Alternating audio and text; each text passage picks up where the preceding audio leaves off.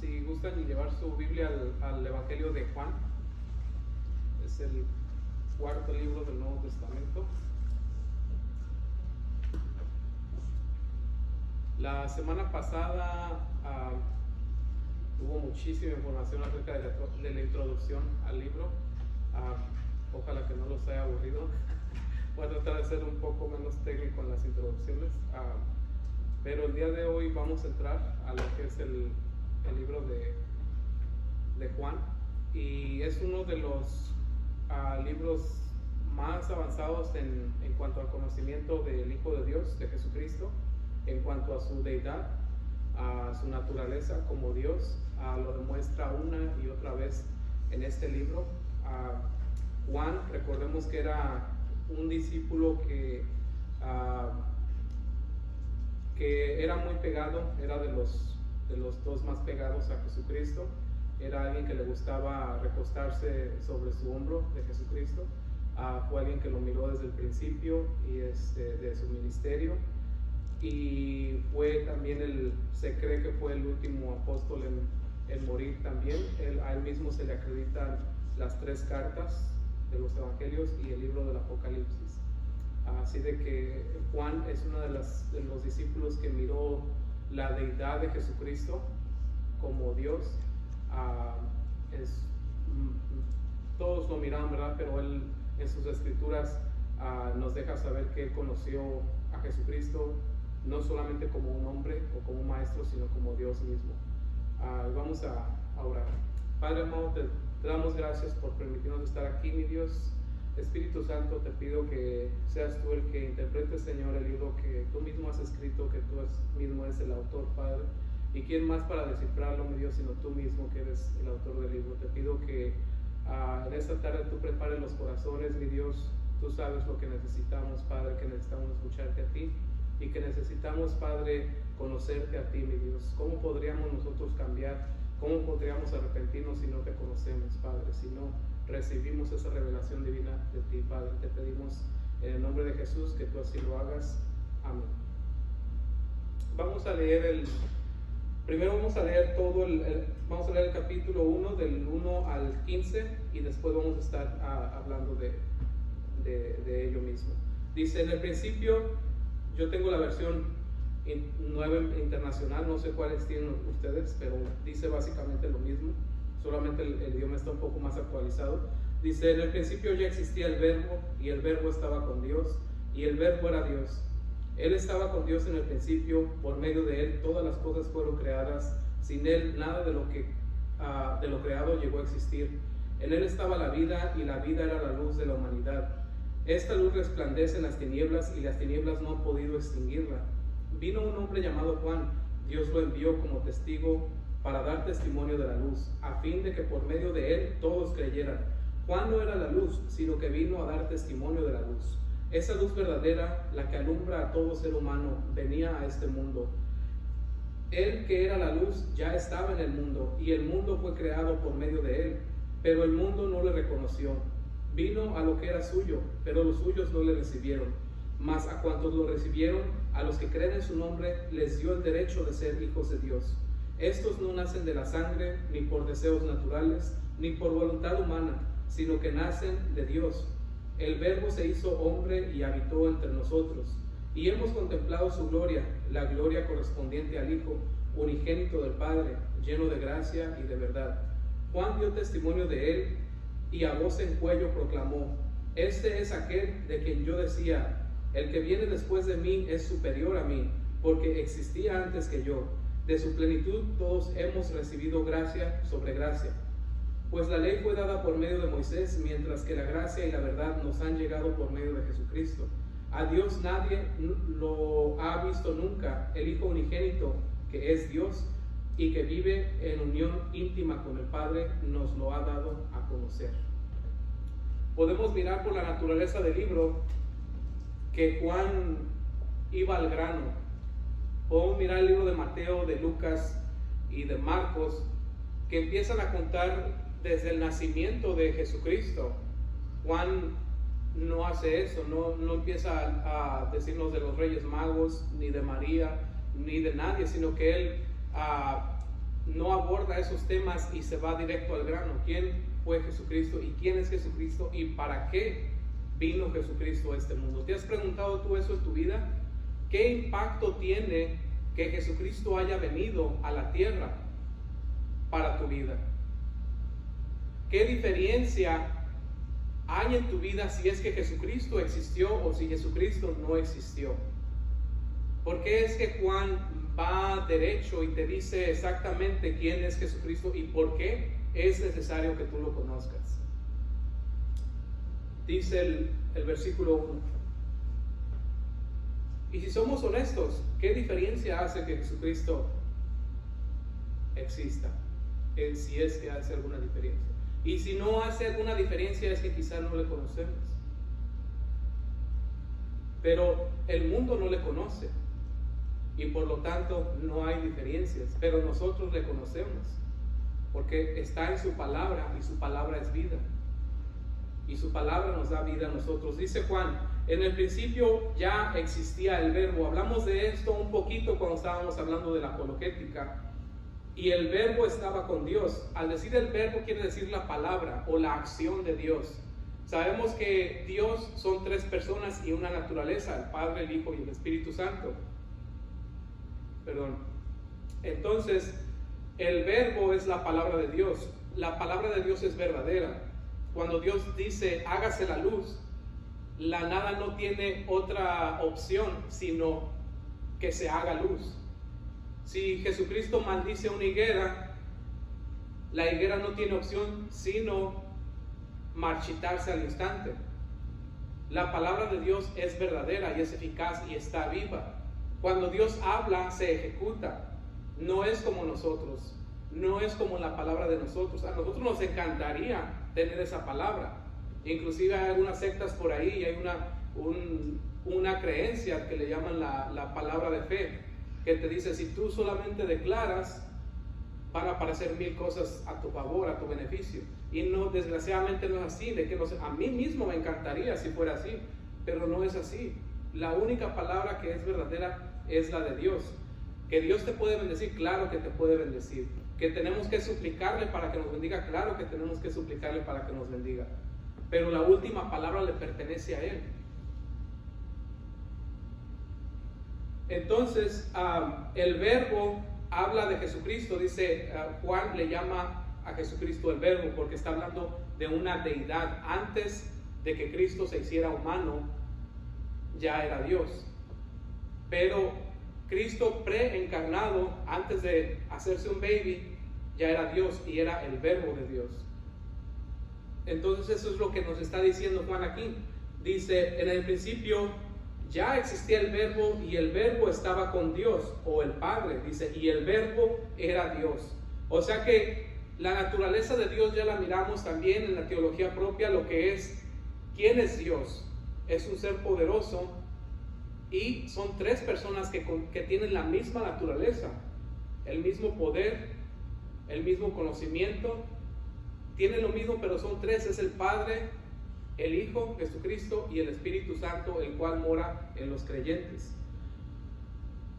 Y hagan de cuenta que Juan nos está diciendo una anécdota, como cuando nosotros decimos, voy a decir por ejemplo, el hermano José y el hermano Juan, al principio, cuando llegaron a los Estados Unidos, trabajaban en el film. Estoy diciendo el principio de una historia. Aquí la historia se trata del comienzo de la tierra, del comienzo del universo. Dice, al principio ya existía el verbo, o sea que cuando el reloj comenzó, ya existía el verbo. ¿Por qué? Porque nuevamente el tiempo es una medida que aplica solamente a la materia. Dios no es materia, Dios es inmaterial. Entonces, en el principio, cuando el reloj comenzó, dice, ya existía el verbo. Y el verbo estaba con Dios y el verbo era Dios. Él estaba con Dios en el principio. Ahora, miremos qué le acaba de decir a Jesucristo, que Él es Dios. Alguien que lo miró, tal y como nosotros. Lo miró comer, lo miró dormir, lo miró irse a su casa, lo miró trabajar en la carpintería. Mas, sin embargo, Él lo reconoció como Dios, dice. Él estaba con Dios en el principio, el verso 3. Por medio de Él todas las cosas fueron creadas. Sin Él nada de lo creado llegó a existir. ¿Recuerdan que Dios en la clase de teología propia dijimos que Dios no tiene partes, porque tener partes significa que tienes límites? Y agregar partes o quitar partes quiere decir que te hace falta algo. Entonces Dios cuando crea a través de su palabra. Cada que Dios habla es el verbo el quien está hablando. El Padre es la voluntad, por eso dice Jesucristo, pedir al Padre. También dice acerca de los tiempos que nadie lo sabe sino el Padre, porque el Padre es la voluntad de la eternidad en Dios. Pero todo lo que fue hecho, dice, fue creado por Él, y sin Él nada de lo creado llegó a existir. Quiere decir que está atribuyendo el título de creador a Jesucristo. ¿Cómo puede alguien vivir con un hombre por 3 años y decir y atribuirle algo tan grande como decir, el maestro con el que yo estaba es el creador de todas las cosas, de los montes, de los lagos, de los ríos, de los árboles, de todo lo que puedes mirar, de nosotros mismos? Es el creador de todas las cosas. ¿A qué nivel llegó a conocerle Juan el apóstol?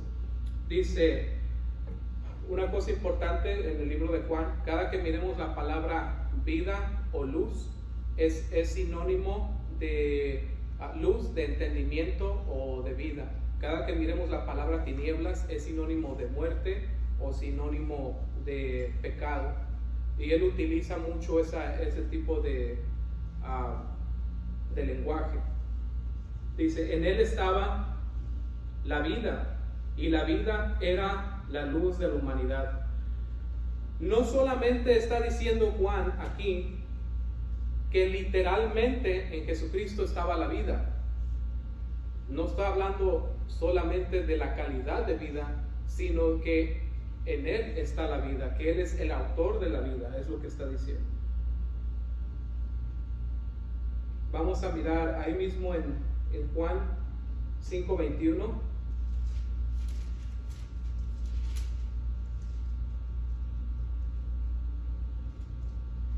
Además, el Padre no juzga a nadie, sino que todo juicio ha delegado en el Hijo.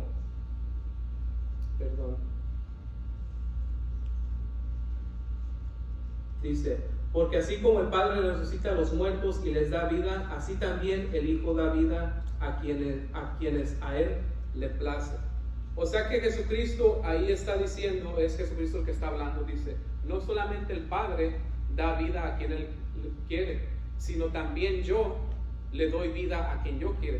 Ese anivelamiento entre Jesucristo y el Padre es algo grandioso, es grandísimo, porque no existe ningún hombre que tenga el poder de Dios, a menos que tú seas Dios. Y a eso se dedicó Jesucristo, y de eso se trata este evangelio, de que cada que Jesucristo decía, yo soy la luz del mundo, y la mitad de la gente sí creía, y la mitad de la gente no creía, porque como lo estaban viendo físicamente, decían, ¿este hombre quién es? Porque ellos no sabían que era Jesucristo como ahora nosotros le conocemos. Ellos no sabían que iba a revolucionar el mundo. Ellos no sabían que era el principio del cristianismo sobre la tierra. Ellos no sabían que tantísima gente iba a ser afectada por ese libro que estaba siendo escrito de él. Entonces la mitad creía y la mitad no creía. Pero Jesucristo decía, yo soy la luz del mundo. Entonces aparecía un ciego, le ponía las manos y sanaba. O sea que confirmaba con hechos lo que hablaba. Y de Él es del que estamos hablando. Y esa persona es el que conoció Juan. También dice en Juan 10:28,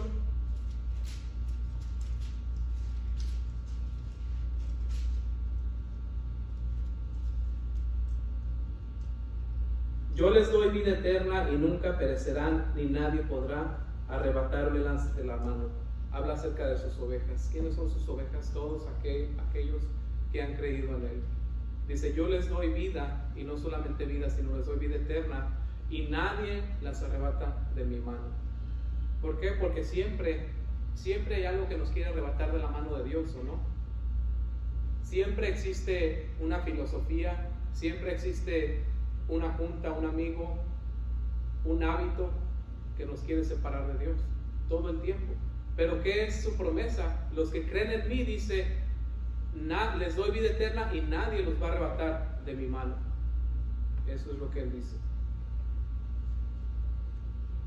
Ahora dice también el verso 4, dice, en él estaba la vida y la vida era la luz de la humanidad. Podemos mirar ahí que la palabra luz es sinónimo de entendimiento. ¿Por qué? Porque la luz refleja cosas, ¿o no? Si apagamos la luz aquí, yo intento caminar, voy a terminar raspado de los codos. Pero si prendemos la luz, entonces yo voy a entender en dónde están las cosas y voy a poder caminar. A eso es a lo que se refiere. Dice Juan que Jesucristo es la luz del mundo, que Jesucristo es el entendimiento de la humanidad. Y cuando la humanidad se retira de lo que dice este libro, de lo que dice la Biblia, ¿qué es lo que pasa? Empezamos a tropezar, empezamos a atropellarnos, empezamos a maltratarnos, empezamos a maldecirnos, empezamos a matarnos, empezamos a tirar pandemias y empezamos a hacer un caos. ¿Por qué? Porque nuevamente Él es la verdad. Circunstancia y evidencia sobre evidencia podemos mirar que todas las palabras de Jesucristo son verdad y que son verdad en tu vida personal. Que no necesito yo estar aquí parado para tú entender que Jesucristo es la verdad, que Jesucristo es tu vida, que Él es la fuente de tu vida, que solamente cuando escuchas sus palabras tienes entendimiento, que solamente cuando escuchas sus palabras estás completo. Porque no me digas que es cuando escuchamos la novela o la película que estamos completos, eso se llama entretenimiento. Pero cuando entendemos la verdad es cuando sabemos que Él es Dios, que Él es nuestra verdad, que Él es nuestra iluminación, que Él es nuestra luz. Dice el verso 5, esta luz resplandece en las tinieblas y las tinieblas no han podido extinguirla. Dice, este entendimiento de Jesucristo resplandece, recordamos los sinónimos, entre el pecado. Y cada que nosotros estamos depresivos, casi es garantizado que es porque estamos pensando en nosotros mismos.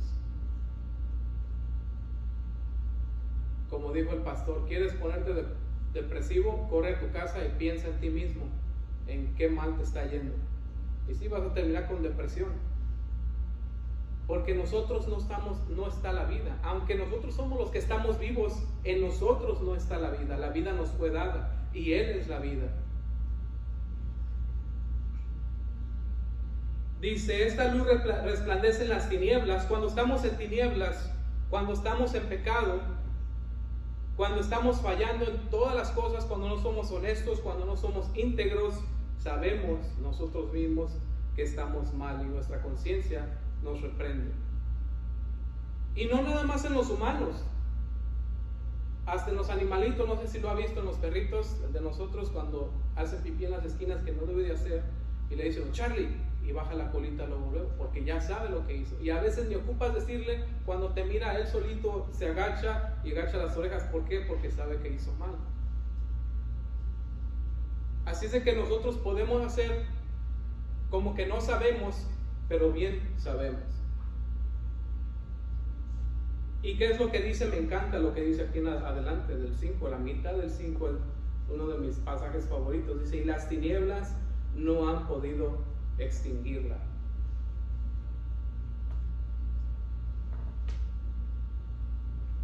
Esta luz resplandece en las tinieblas y las tinieblas no han podido extinguirla.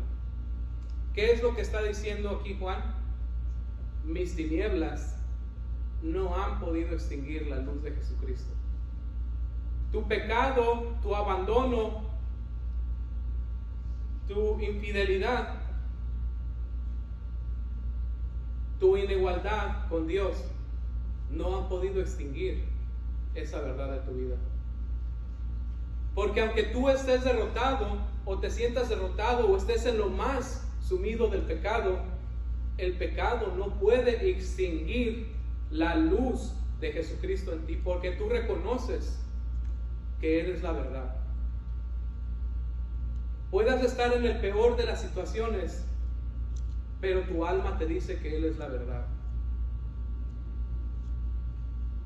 Y las tinieblas no han podido extinguirla, dice, su luz. Vino un hombre llamado Juan, Dios lo envió, como testigo para dar testimonio de la luz, a fin de que por medio de él todos creyeran. ¿Qué es lo que miramos ahí? Está hablando de Juan el Bautista primeramente, no está hablando de Juan el discípulo. Dice, vino un hombre llamado Juan, Dios lo envió. ¿Qué nos da a entender ahí? Que Dios envía hombres. Dios es todopoderoso y puede enviar ángeles, no necesita gente como nosotros, vasijas de barro, que se quebran con cualquier cosa, que son reemplazables, que no son perfectas, que tienen defectos. Pero es lo que Dios le gusta hacer.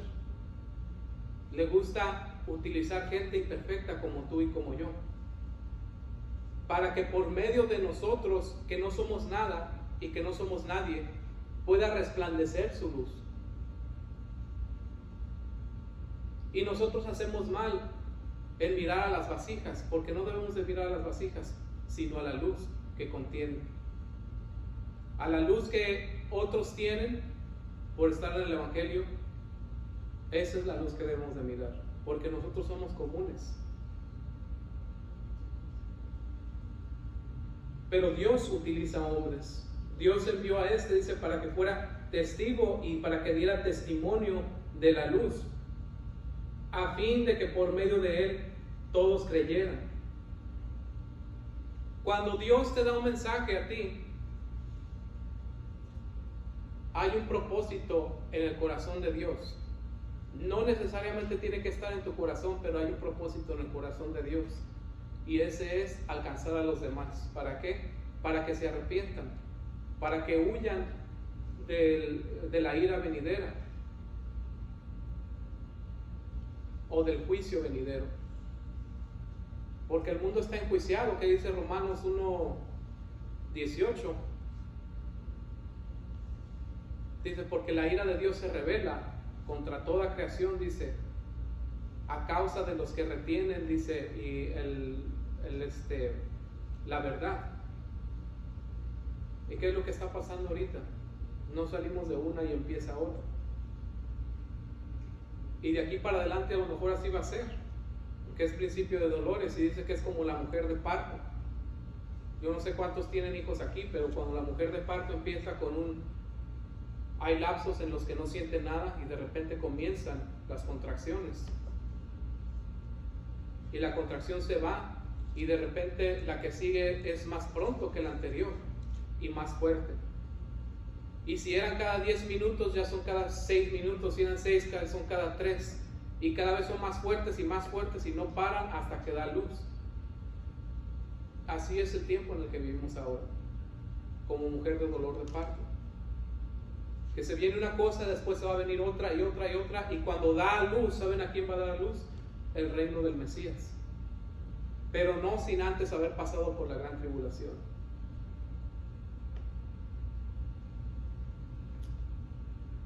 Dice, Juan no era la luz, sino que vino para dar testimonio de la luz.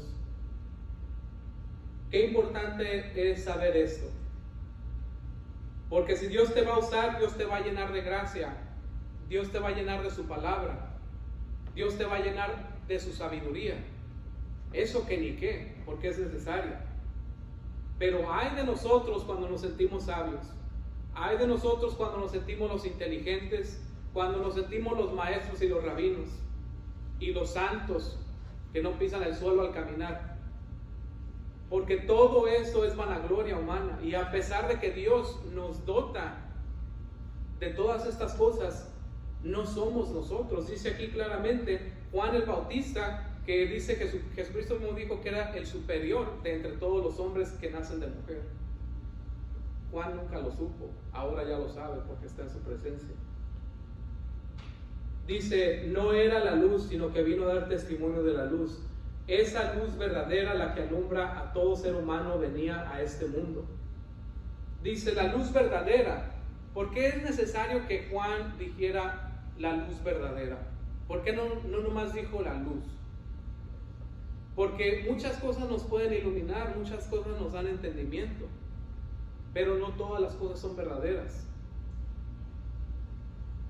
Tenemos el entendimiento de este mundo, tenemos capacitaciones de este mundo que son luz, pero no son la luz verdadera. Porque solamente hay una luz verdadera. Porque hay principios espirituales que aunque para el mundo funcionan, para los hijos de Dios no funcionan.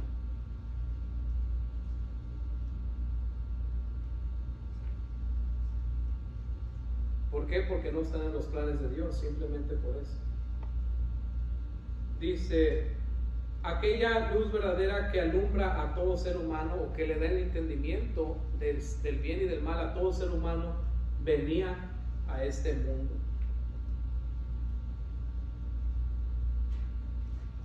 El entendimiento dice que tiene la capacidad de alumbrar a todo el ser humano, porque sabes que este evangelio ha sido traducido en todos los idiomas. Quizás alguno que otro dialecto no haya sido traducido, pero tiene la capacidad de transformar a cualquier vida. ¿Por qué? Porque no se trata de los idiomas, ni de la localidad, ni la geografía del mundo, sino del problema que hay en el corazón de los hombres. Por eso dice que da luz a todo ser humano. Porque yo confiadamente me puedo parar hoy en Alemania, mañana en Rusia y en Chile y en Perú, y tener la confianza de predicar este evangelio como lo estoy haciendo aquí el día de hoy. ¿Por qué? Porque aunque los mire con los ojos rasgados, o güeros, o negros, o grandes, o chaparros, o del tamaño que sea alrededor del mundo, tengo la confianza de que Jesucristo es la verdad sobre toda carne, sobre todo ser humano, sin importar nacionalidad, ni lengua, ni de dónde vienen, ni capacitación. Y ese es el evangelio que tú tienes. Esa es la verdad que tú tienes. Esa es la verdad que Dios quiere conquistar en tu corazón para que tú seas luz donde quiera que vas.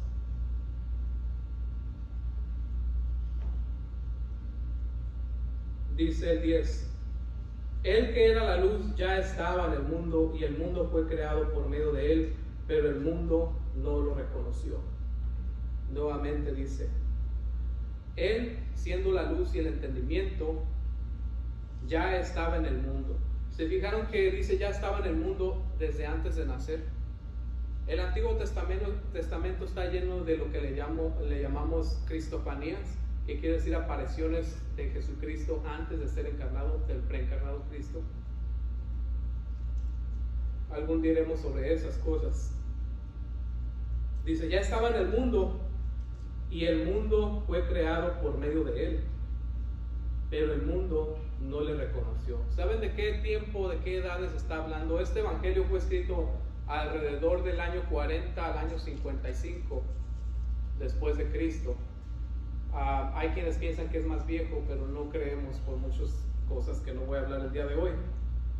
Pero dice que el mundo no lo reconoció. Fíjense bien que no está hablando de Israel, porque el siguiente versículo está hablando de Israel. Dice, el mundo no le conoció. ¿De quién está hablando? Dios nos puso, según el libro de Romanos, a todos una conciencia, y todos sabemos el bien y el mal debido a que Adán comió el fruto del que no debía haber comido. Y dice el libro de Romanos, de manera que no tienen excusa, porque habiendo conocido a Dios no le glorificaron como a tal. Dice que el mundo no le conoció, el mundo antiguo, ni los mayas, ni los incas, ni los aztecas. Habiendo tenido a Dios y la capacidad de mirar a través de la creación al Creador, prefirieron adorar a las criaturas, prefirieron adorar al sol, prefirieron adorar a la luna, prefirieron adorar al maíz, prefirieron adorar a los toros, a las vacas, porque no pensaron que detrás de todo eso había un común creador de las cosas. Dice, al Cristo, dice, ya estaba en el mundo su conocimiento y fue hecho por Él, pero el mundo no lo conoció. Y no solamente el mundo, ni los chinos, ni los filisteos, ni todos los que están en la Biblia, dice, peor aún, porque empieza desde lo más leve hasta lo más grave. Y dice, estamos de acuerdo que los incas y los mayas no lo conocieron, pero vino a los suyos, a Israel.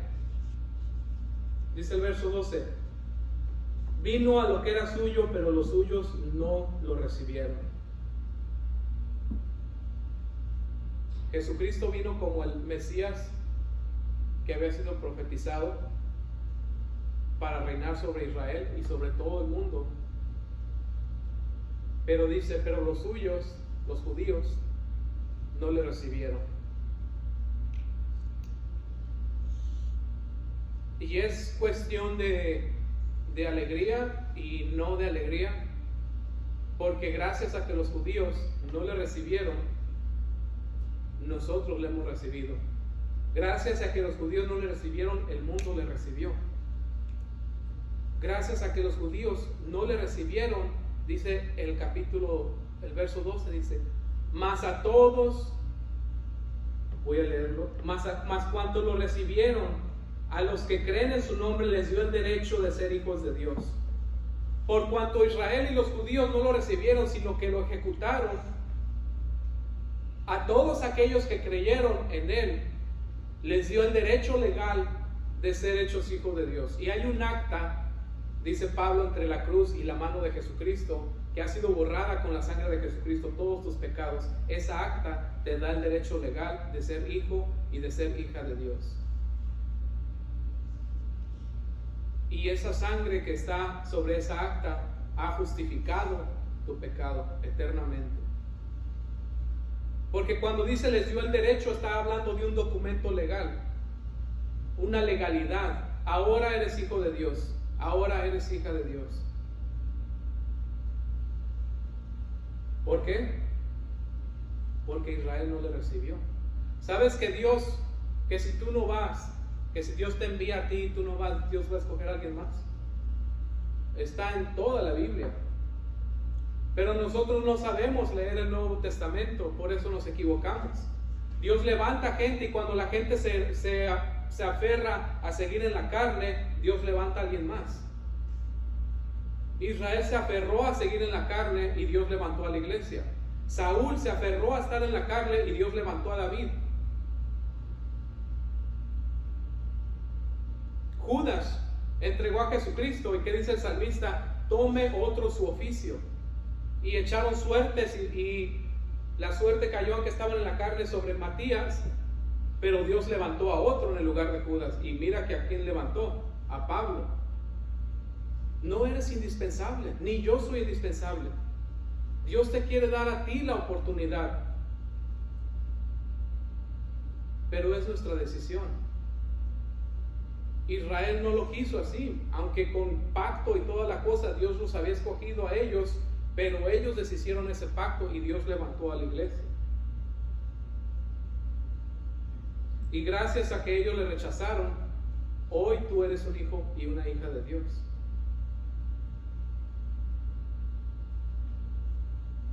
Dice, más a cuanto le recibieron, a los que han creído en su nombre les dio el derecho de ser hijos de Dios. Dice el verso 13, estos no nacen de la sangre ni por deseos naturales ni por voluntad humana, sino que nacen de Dios. Está hablando de los hijos de Dios. Está hablando de ti. Mira lo que dice de ti. Estos no nacen de la sangre. ¿Qué quiere decir eso? Que los hijos que nacen conforme a la sangre tienen rasgos similares. Si tú tienes los ojos retirados, tus hijos van a salir con ojos retirados. Si a ti se te cae el pelo, a lo mejor a tus hijos también. Si tú tienes cualquier tipo de rasgo natural, a eso se está refiriendo. Dice, esos son los hijos naturales de sangre. Pero los que son hijos de Dios tienen rasgos diferentes. Tienen rasgos semejantes a los del Hijo de Dios, de Jesucristo. Tienen rasgos de oración, tienen rasgos de honestidad, tienen rasgos de integridad, tienen rasgos de santidad, de santificación, de adoración al Padre, de obediencia al Padre. Y el mundo no nos conoce. Eso mismo dice más adelante. No nos conoce porque tampoco a Él le conoció. Esos son los hijos de Dios. Por eso dice también Juan más adelante: mirad cuál amor nos ha dado el Padre, que seamos llamados los hijos de Dios.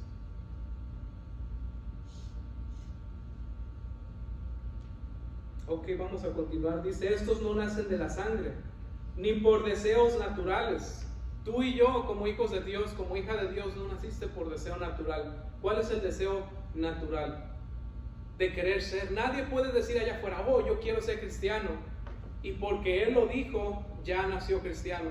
No es ni por fama, aunque hay muchos allá afuera que se han levantado solitos, especialmente los apóstoles, que andan por allá afuera robando a la gente. Solitos se pusieron allá a recibir diezmos. Que Dios lo permitió, sí lo permitió. Que Dios los puso, yo no sé si Dios los puso o no, porque la autoridad dice en el libro de Romanos, el capítulo 3 o 4, cuando está afirmando acerca de las autoridades, el escritor está afirmando que son buenas. Mientras las autoridades no sean buenas y no sean conforme a la naturaleza de Dios, es gente que se ha puesto sola. ¿Cómo Dios va a levantar violadores? ¿Cómo Dios va a levantar ladrones? ¿Por qué Pablo y Pedro les llaman perros? ¿Porque Dios los levantó? De ninguna manera. Así dice: no nacen por deseos naturales.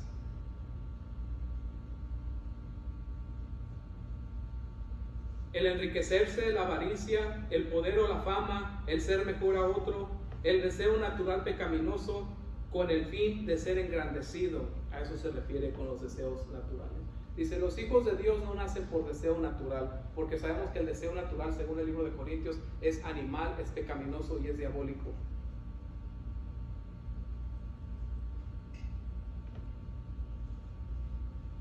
No nace ni por sangre, ni por deseos naturales, ni por voluntad humana. ¿Qué quiere decir esto? Que los hijos de Dios no nacen porque yo quiero que nazcan. ¿Sabían que cuando yo me convertí al Evangelio, yo tenía varios amigos y los estimaba bastante? Yo creo que yo los llegué a estimar más que ellos a mí, pero yo no sabía esto. Y yo tenía tanto deseo de que todos mis amigos se vinieran y conocieran a Dios, y los invitaba, pero muchos de ellos solitos se separaron. O sea que no nacen por mi voluntad, no nacen por voluntad humana. A nosotros nos encantaría convertir a todo el mundo a Jesucristo, pero no nacen por voluntad humana, sino que nacen de Dios.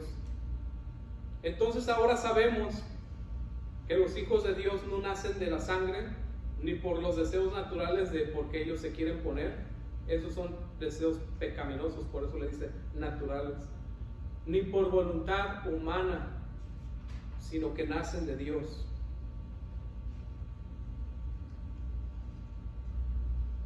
Ahora, pregúntate tú, ¿por qué tienes deseos de oír su palabra? ¿Por qué tienes deseos de cambiar? ¿Por qué reconoces que has vivido en pecado? ¿Por qué reconoces que has ofendido? ¿Por qué reconoces que quieres hacer las cosas bien? Porque eres una hija de Dios, porque eres un hijo de Dios. Porque esa es la naturaleza que Dios tu Padre puso en tu corazón. Y no puedes negar esa naturaleza divina que Dios ya puso en ti. Que no corres conforme al mundo, que no andas conforme al mundo, sino que buscas a Dios.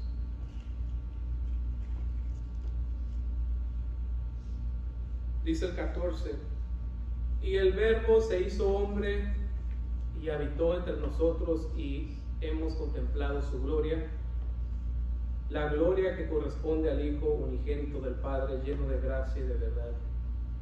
Dice, y Dios se hizo hombre, el Verbo, está hablando del Verbo divino, y habitó entre nosotros y hemos contemplado su gloria. Esa es la promesa para todos aquellos que caminan con Dios. Dice Juan, hemos visto su gloria. Y tú, cuando caminas con Dios, puedes mirar su gloria. Si en tu vida vas caminando con Jesucristo, vas a mirar su gloria y vas a mirar su resplandor. Y cuando no lo estés viendo, cámbiate de rumbo. No sigas a las personas, no sigas a los amigos, no sigas a los líderes de este mundo. Sigue a Jesucristo. No pierdas la vista, no pierdas la mirada. Hay 1000 cosas que son importantes, pero ninguna es más importante que Jesucristo. Él es la luz. Por eso se enfatiza tanto Juan que Él es el entendimiento, que Él es la luz. Porque hay muchas luces y hay muchas verdades, pero Él es la luz verdadera. Hay muchas cosas que valen la pena, pero Él es sobre todas las cosas.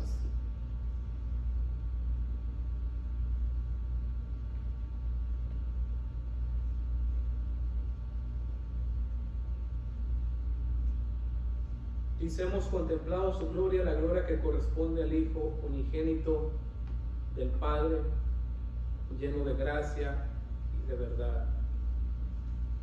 ¿Qué es gracia? ¿Recuerdan lo que dijimos en la clase de ortodoxia?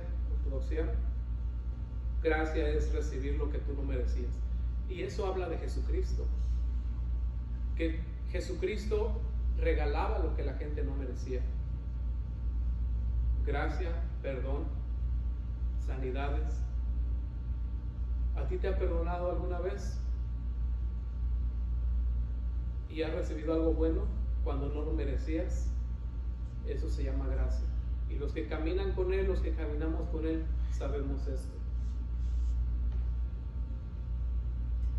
Dice el 15. Juan dio testimonio de Él a voz en cuello, y a voz en cuello proclamó: este es de quien yo decía, el que viene después de mí es superior a mí. Miremos a Juan el Bautista. Dice, Juan dio testimonio de Él, o testificó de Él a voz en cuello. ¿Qué diferencia cuando alguien ha nacido de Dios? A veces nosotros estamos hablando con alguien y se acerca alguien que no conoce a Dios y bajamos la voz para no ofenderlos. Muchas veces hacemos esto porque nuestra naturaleza es lo que quiere hacer. Quiere que escondamos a Jesucristo. Quiere que nos avergoncemos de Él. Y eso es de todos los días. ¿Y quién era Juan? ¿Y quién puede ser como Juan? ¿Y quién quisiera ser como Juan? Que proclamaba voz en cuello. ¿A qué magnitud Juan Bautista le conoció? Que no se avergonzaba, sino que a voz en cuello testificaba de Él. Pero aquí dice por qué. Dice, el que viene después de mí es superior a mí porque existía antes que yo. Ahí está la clave. Juan el Bautista había entendido que Jesucristo era superior a él. Dice, este es superior a mí y es antes que yo. ¿A qué se refiere que antes que yo? Sabemos que Juan el Bautista era 6 meses más grande que Jesucristo. Juan el Bautista nació primero y después 6 meses después nació Jesucristo. O sea que Jesucristo era más chico. Pero Juan el Bautista dijo, este era antes que yo. Para tú decir algo de esta manera, quiere decir que Juan el Bautista aprendió a mirar a Jesucristo no como un hombre, sino como a Dios. Entendió que Jesucristo era Dios. De otra manera hubiera dicho, oh, yo lo conozco desde que estaba chiquito. Pero no, él dice, Él es superior a mí y Él existe antes de que yo existiera.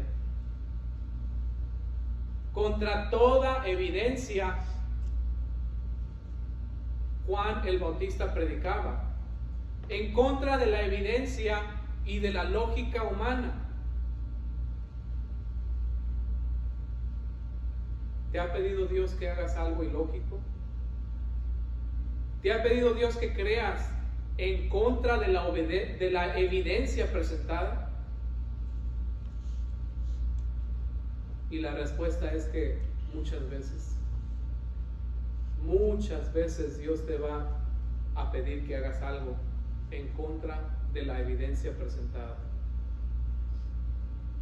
Una y otra vez lo podemos mirar en la Biblia. Una y otra vez lo hemos reconocido en nuestras vidas. Es como que si Dios le gustara a veces ponernos en aprietos para que nosotros creamos y crezcamos más.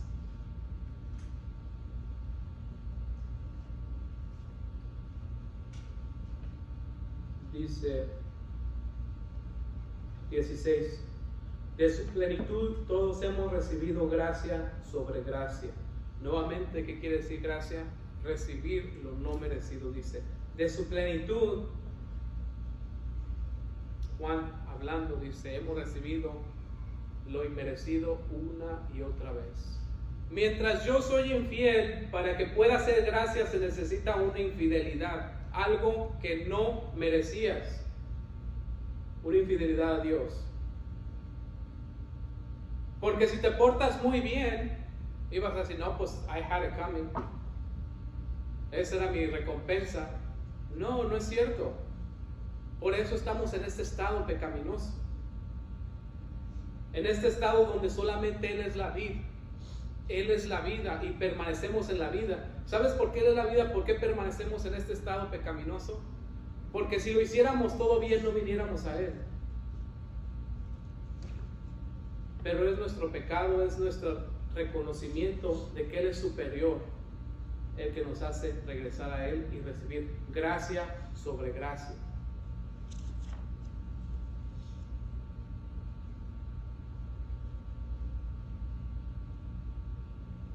Dice 17: pues la ley fue dada por medio de Moisés, mientras que la gracia y la verdad nos han llegado por medio de Jesucristo. Moisés, el Antiguo Testamento, dice, hemos conocido la ley del pecado, hemos conocido que somos pecadores a través del Antiguo Testamento,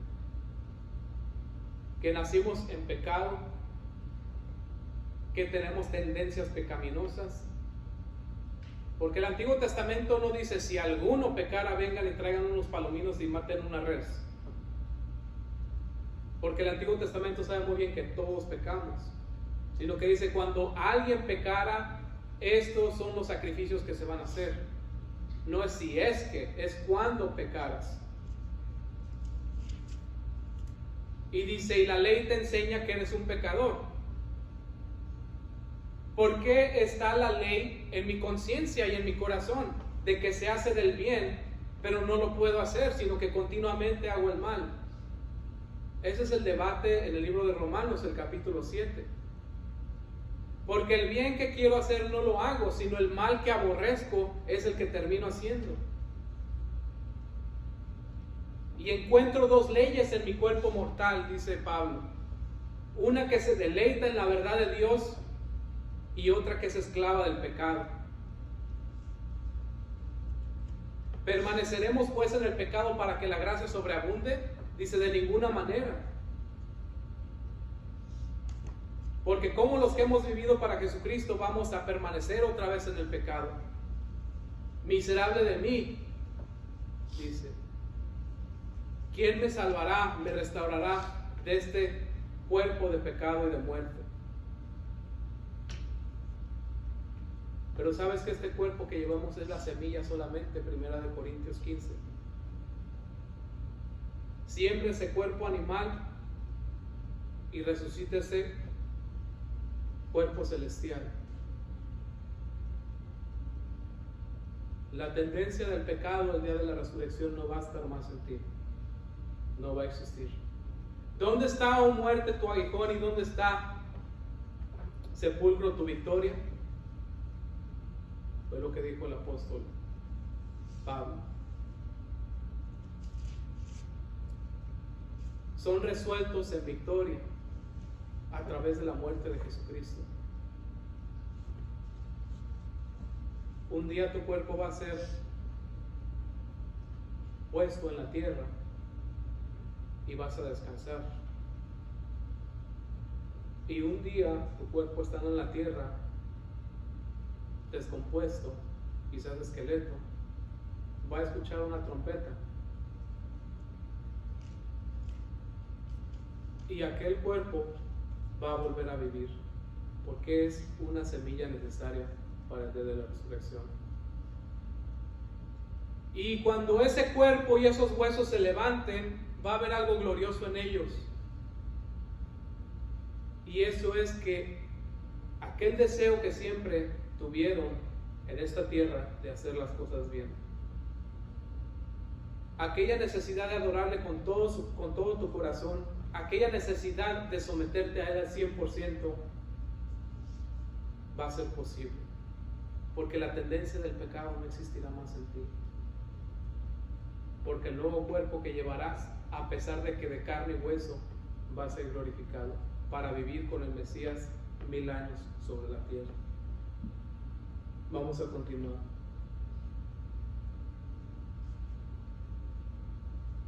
La verdad nos ha llegado por medio de Jesucristo. A Dios nadie lo ha visto nunca. El Hijo unigénito, que es Dios. ¿Se fijan cómo Juan continúa con esta deidad? Él no vino a presentar a un maestro, un rabino de Israel. Él vino a presentarte a Jesucristo como Dios y como Salvador. Me imagino que era de los más locos y de los más inaceptables en Israel. Porque Juan era una persona radical.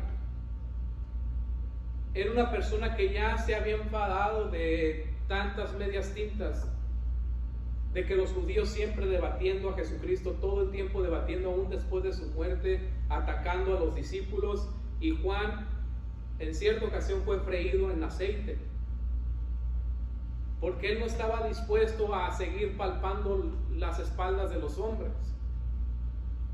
Él iba a servir a Jesucristo. Y según cuenta la historia, que lo metieron a una olla de aceite hirviendo, pero no le hizo nada a la olla, porque no era el tiempo de Dios. Y no hay ninguna arma forjada en tu contra que prospere si tú estás haciendo la voluntad de Dios. Ninguna arma en contra tuya va a prosperar, siempre y cuando estés haciendo la voluntad de Dios. Esa es la promesa que tiene Dios para los que le aman.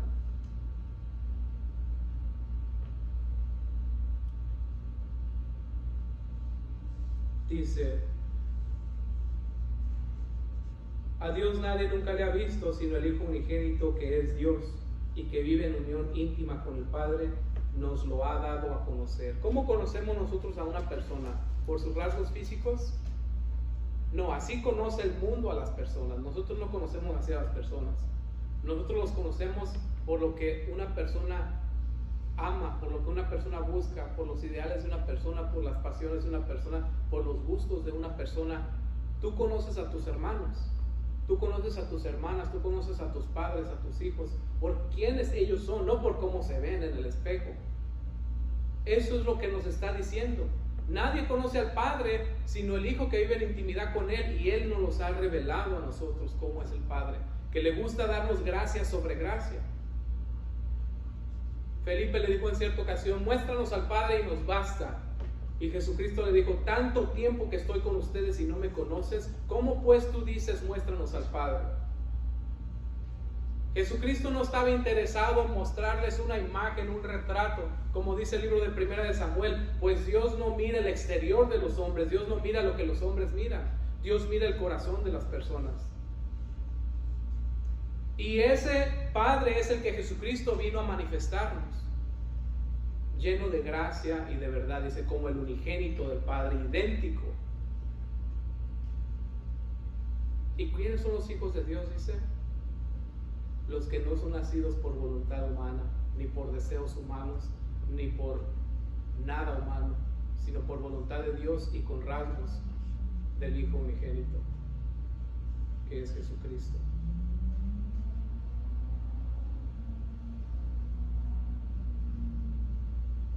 Dice la Escritura, si el Padre ya nos ha dado a Jesucristo el Hijo, dice, ¿por qué o cómo no nos dará todas las cosas? No sé si Laura pueda pasar a cantar un cántico. ¿Cómo no nos dará con Él todas las cosas? O sea que Dios ya nos dio a lo más valioso, que era su Hijo. ¿Cómo no nos va a dar con Él juntamente todas las cosas? Porque no hay nada más valioso. ¿Nos ayudas, Laura? Si en esta tarde necesitas volver a entrar a la presencia de Dios, necesitas volver a validar tus votos, necesitas arrepentirte. No estás entre personas que no conocen por lo que tú estás pasando. No estás entre personas que nunca han sufrido lo que es estar bajo la opresión del enemigo. Conociendo todas estas cosas y aún estando en nuestros pecados, dice la palabra que Dios nos amó. No estando purificados o santos o consagrados a Él. En nuestros pecados Él nos amó. Y yo te aconsejo que mientras cantamos un par de cantos más, tú hables con Él.